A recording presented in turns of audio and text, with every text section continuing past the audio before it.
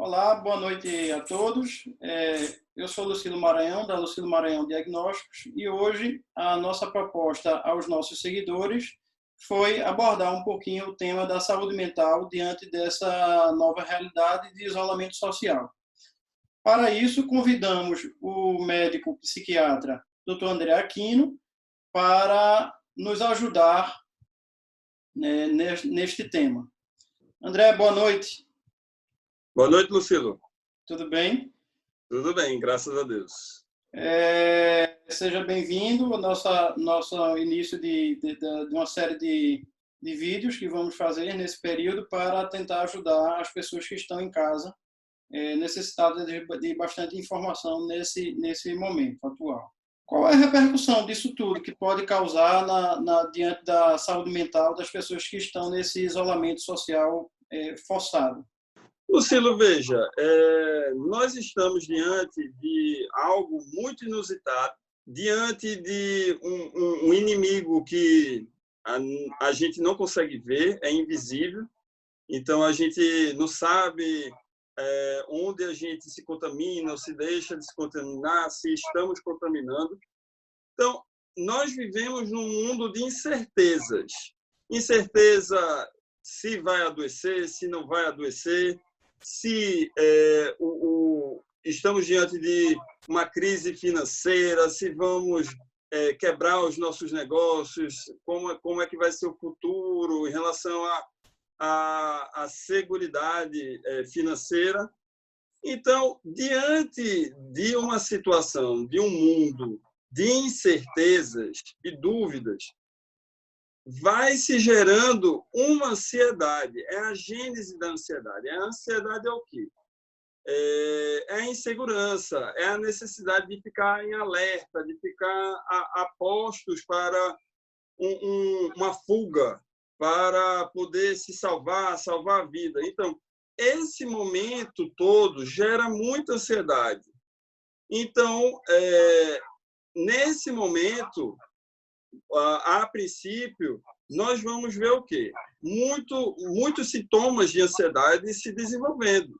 Então, a irritabilidade pode surgir, a pessoa pode ficar sem paciência, não consegue esperar, sempre pensando na frente, o pensamento acelerado.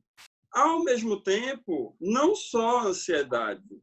A gente pode estar numa situação de extrema preocupação, angústia. E aí, além da ansiedade, a gente pode perceber o quê? Principalmente, a gente pode perceber sintomas de tristeza, uma melancolia, uma angústia, uma falta de ânimo, uma vontade de ficar na cama, né? Não se levantar, não ir fazer suas atividades, não está podendo ir trabalhar, então fica em casa, não consegue fazer uma rotina de trabalho. Então, são exemplos de situações de sofrimento psíquico. Isso pode levar a algum quadro de depressão ou agravar algum pré-existente? Sim, sim. Porque o que acontece? O que é depressão? O que é doença psiquiátrica? É o adoecimento da mente. É o surgimento de sofrimento psíquico e prejuízo da função da pessoa, da função cotidiana. Então, se de repente a pessoa está diante, está percebendo um quadro de sofrimento e não está conseguindo render o que geralmente rende, a gente começa a estar caracterizando aí um quadro de doença, de adoecimento, que pode ser vários, que pode ser N. Nesse contexto, mais especificamente, a gente vai ver o quê? Ansiedade e depressão. Mas existem vários adoecimentos, vários diagnósticos que podem estar presentes. Pânico, as várias fobias, né? As fobias específicas, então, fobia de estar na rua, fobia de estar em lugares fechados e etc. Para algumas pessoas, esse transtorno é ainda maior, né? principalmente para os idosos que já têm aquela sua rotina instituída, seja Sim. de atividade física, de ir ao mercado, à padaria, etc. Que orientações a gente pode falar e contribuir aqui para que essas pessoas aliviem? Primeiro, o que é preciso fazer logo de cara é se conscientizar da necessidade de se manter em casa. Nós estamos passando por um período grave que exige que todos nós, como sociedade, como mundo, façamos as nossas partes, os nossos deveres. O que se espera é não sair de casa, é não ter contato com outras pessoas, é não se aglomerar para dificultar a passagem desse vírus. Então, o primeiro passo é se conscientizar desse papel, é um papel para vencer essa guerra. O passo seguinte é tentar, ao máximo, criar uma rotina. Nós somos seres de rotina, a gente precisa de rotina. Procurar manter, mesmo dentro de casa, uma rotina mínima que seja. Sim, uma rotina mínima, uma rotina de fazer as refeições na mesa, de acordar e tomar um banho, fazer uma atividade física. Se as pessoas estão acostumadas a ir à academia, a ir a um ambiente aberto, a uma piscina, que seja, é preciso adaptar esse tipo de atividade física. Agora não vai ser mais possível as atividades que a gente estava acostumado, mas é possível sim fazer treinos com peso do corpo, fazer alongamento. Às vezes as pessoas têm alguns materiais de ginástica, de yoga, de pilates, enfim, entre tantos, para se exercitarem. Então, é preciso utilizá-los, adaptar a sua atividade física para a sua casa. Da mesma forma que entra na rotina o trabalho. Tem pessoas que estão fazendo home office, que estão trabalhando em casa. Então, da mesma forma que essas pessoas sempre tiveram disciplina para trabalhar em casa, continuarão tendo isso e terão que ter disciplina para outras atividades em casa também. Eu costumo dizer que tudo na vida tem seus lados positivos e negativos. Tá? O lado negativo, óbvio, dessa situação é o isolamento, é o cerceamento do direito de ir e vir, até por consciência individual, mas também tem os lados positivos, que é a maior convivência familiar e uma ótima oportunidade para estreitar relações ou fazer coisas que antes eram impossíveis, né? Sim. Mas veja, Lucilo, tem esse lado positivo da família, mas também, ao mesmo tempo, está ocorrendo um processo, um fenômeno de segregação, de separação de família. Porque nós sabemos que tem os filhos que constituíram suas famílias e que os pais estão nas próprias casas. E dessa forma, não está mais podendo haver a visita, no mínimo, como era antes. E muitas vezes, por exemplo, os filhos estarem gripados, eles não vão poder ir visitar os pais, porque os pais fazem parte de um grupo de risco. Então, fica numa situação que há uma segregação. Então, também é necessário que esse convívio familiar, que agora não vai ser mais feito de forma física, é preciso que agora se utilize as ferramentas que a tecnologia nos oferece. Então, fazer chamada de vídeo, fazer videoconferência, colocar mais pessoas, mais contatos falando ao mesmo tempo, para que cada pessoa continue se vendo, interagindo, vendo sorriso, vendo a expressão facial, para que esse prejuízo no convívio familiar, na reunião de família, seja minimizado.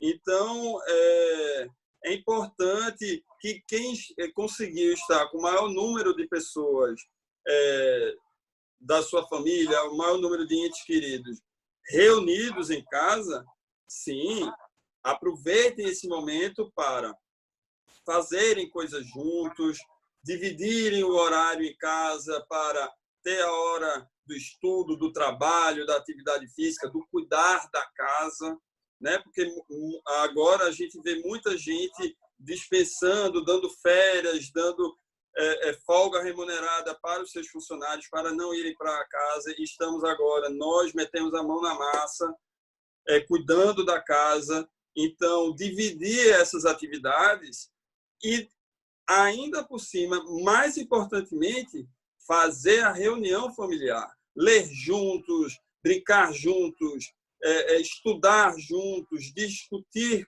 assuntos juntos, para preencher esse tempo e para fazer com que as pessoas vão também desfocando do problema, da infecção, da pandemia.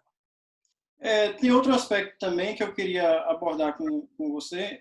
Diante das notícias que são dinâmicas sobre o assunto, o que é que as pessoas podem fazer para não se desesperarem diante das notícias, dos novos fatos, para não se não agravar ainda mais a ansiedade diante das notícias que chega para a gente através da TV, dos jornais, enfim, todos os dias. O que fazer para manter mais ou menos a sensatez, o equilíbrio, talvez procurar em fontes confiáveis as informações. O que é que você sugere? Tá, em relação às fontes, à informação, eu acho que nós precisamos diminuir a quantidade de fontes de telejornais, de WhatsApp. Eu acho que a gente tem que eleger os mais confiáveis, os oficiais. Dentro desses oficiais, dos confiáveis, das grandes redes de telejornal, de informação, nós precisamos escolher um, porque se não for dessa forma, passaremos 24 horas mudando de um canal para o outro, indo de um site para outro, vamos ficar conversando só sobre isso. E a nossa vida apenas se restringiu mais a ficarmos em casa. Entretanto, as nossas obrigações, seja de trabalho, de estudo, continuam. Uhum. E dessa forma, a gente elegendo pelo menos um meio de informação oficial, a gente também evita cair naquela conversa sem segurança de onde é que veio, se é verdadeiro, se não é verdadeiro, que circula muito pelo WhatsApp, por exemplo. Então, a gente precisa nos resguardar, né? A gente precisa também frear essa vontade que a gente tem de saber, de ter certeza. E o outro aspecto que eu ia falar, para um comportamento que facilite o nosso equilíbrio mental, é não procurar ter certeza de nada, não procurar ter controle de nada, porque isso está fora do nosso controle. A gente precisa entregar na mão. Se você acredita em Deus, na mão de Deus. Se você acredita nos poderes da natureza, nos poderes da natureza. A gente tem que cumprir o que nos cabe. O que nos cabe agora, nesse momento, é seguir as orientações de higiene, seguir a orientação de reclusão, de evitar o contato próximo com as pessoas, evitar aglomerações, evitar ir de uma casa para outra e tal. Então, isso que a gente tem que fazer. Fora isso, a gente não tem muito mais o que fazer, não. E procurar levar todas essas obrigações e necessidades do momento com leveza, né? Sim, com certeza.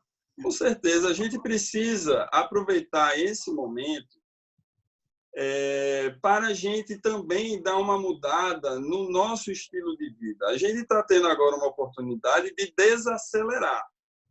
E esse desaceleramento é possível através de técnicas milenares de relaxamento, de meditação, de vermos a vida além dessa rotina frenética, dessa tecnologia, desse automatismo. Agora é possível que a gente se volte mais para nós, para nos entendermos, nos conhecermos, que a gente acabou se perdendo nesse estilo de vida automaticista, de seguir padrões e de obedecer a um estilo de vida. Agora a gente pode botar uma velocidade mais amena, uma coisa mais de uma leitura, de se escutar mais, de entender o seu corpo, de ouvir mais os sons ao redor, que isso daí é muito praticado na meditação, né? É bem em voga hoje em dia a meditação mindfulness. Então, sim, é um momento para a gente tirar ensinamentos de como estava a nossa vida antes disso e como nós podemos criar um novo estilo de vida. Perfeito.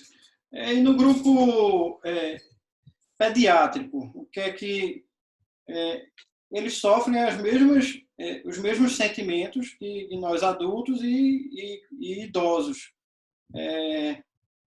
Para as crianças é um pouquinho mais complicado, às vezes não tem a percepção dessa necessidade do isolamento, né? Uhum. E aí o que é que você indicaria aos pais ou responsáveis para que as crianças não sofram tanto e possam lidar melhor com isso?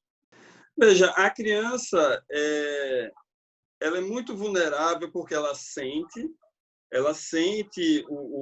no mínimo um incômodo, mas muitas vezes ela não consegue externar, ela não consegue falar com tanta clareza sobre os próprios sentimentos, ela não consegue dar nome aos bois. E dessa forma fica até mais delicado, até mais difícil essa situação dela. Então, as pessoas ao redor, os adultos, eles precisam ter um olhar mais sensível de perceber comportamentos disfuncionantes. Então, vai ser uma criança que vai estar chorando por qualquer motivo, vai ser uma criança que pode ter uma regressão, ela voltar a ter comportamentos de etapas anteriores da vida dela. São crianças que podem se mostrar mais irritadas, mais agressivas. Então, olhando esse comportamento, é preciso que a gente interfira, né? Que a gente vá fazer, antes de procurar alguma ajuda médica ou de uma ajuda de um psicólogo, nós precisamos sentar e conversar com nossos filhos. É claro que o linguajar vai ser adaptado a eles, mas é preciso, sem criar pânico, sem piorar mais a preocupação e o medo deles, explicar que agora é um momento que a gente precisa ficar em casa, que está tendo uma doença fora de casa e que é preciso ter calma, tranquilidade, seguindo as orientações de limpeza, de higiene, de lavar as mãos, de trocar roupa, tomar banho, que tudo vai ficar bem. Vamos aproveitar agora esse tempo que estamos em casa para fazermos as tarefas do colégio juntos, para assistirmos à TV juntos, para brincarmos juntos, para fazermos aulas interativas. Vamos ver sobre a geografia do mundo, vamos ver os animais que existem no mundo. E assim, houve até a disponibilidade de visitas a museus, né, virtuais. Alguns sites colocaram uma série de tarefas para as crianças, forneceram materiais didáticos, enfim. Acho que isso ajudou bastante. O mundo está se ajudando, né? O mundo está entendendo que ou a gente se une nesse sentido de disponibilizar conhecimento, disponibilizar táticas para poder enfrentar isso, de aumentar a empatia, de se colocar no lugar do outro e fornecer ajuda, ou a gente faz isso, ou realmente vai ficar muito mais difícil passar por tudo isso sozinho. Realmente, confere. André, muito obrigado pela disponibilidade, por nos ajudar nesse viés social e humano, e poder contribuir com os nossos clientes, seguidores, pacientes, enfim, nesse momento que estamos vivendo. Obrigado. Eu que agradeço, obrigado pela oportunidade de estar aqui participando com vocês, levando um pouquinho de algumas orientações, de mensagens otimistas, ou, no mínimo, algumas táticas para a gente passar por essa fase difícil de nossas vidas. Mas muito obrigado pela oportunidade. Nós que agradecemos. Um abraço. Outro.